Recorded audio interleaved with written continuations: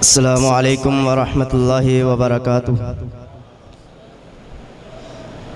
الحمد للہ الواحد الأحد الفرد الصمد الذي لم يلد ولم يولد ولم يكن له كفوا أحد، أما بعد فأعوذ بالله السميع العليم من الشيطان الرجيم من همزه ونفخه ونفثه، بسم الله الرحمن الرحيم۔ ما كان محمد أبا أحد من رجالكم ولكن رسول الله وخاتم النبيين۔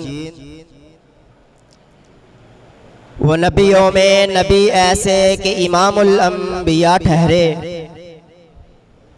وہ نبیوں میں نبی ایسے کہ امام الانبیاء ٹھہرے،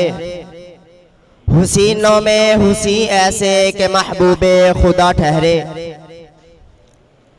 حضرات گرامی قدر،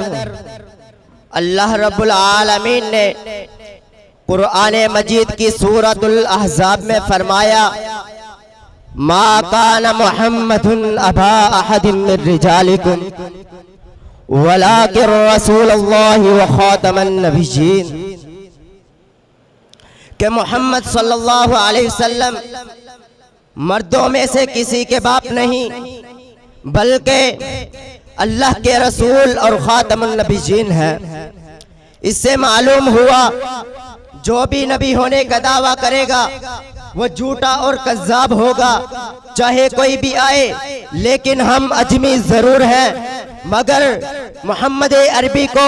اللہ کا پاک پیغمبر ضرور مانتے ہیں۔ میرے قائد ملت نے کہا تھا، اوروں سے کہا تم نے، اوروں سے سنا تم نے، اوروں سے کہا تم نے، اوروں سے سنا تم نے، کچھ ہم سے کہا ہوتا، کچھ ہم سے سنا ہوتا۔ حضرات گرامی قدر، اگر کوئی کہے فلاں کو صدر مانو، اگر کوئی کہے فلاں کو امام مانو، اگر کوئی کہے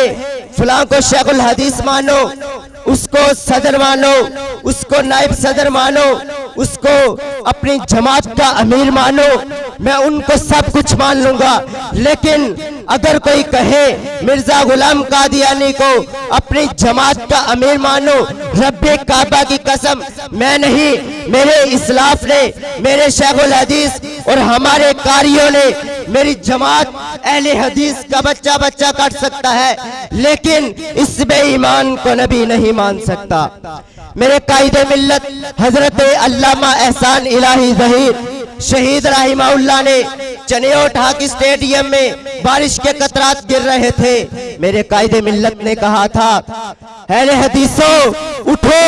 زمانہ تمہارے قدموں کی چاپ کا منتظر ہے۔ اور حضرات گرامی قدر، وہ وقت دور نہیں جب ملک پاکستان کی فضاؤں میں رب کے قرآن کا پرچم لہرائے گا، محمد عربی کے فرمان کا پرچم لہرائے گا۔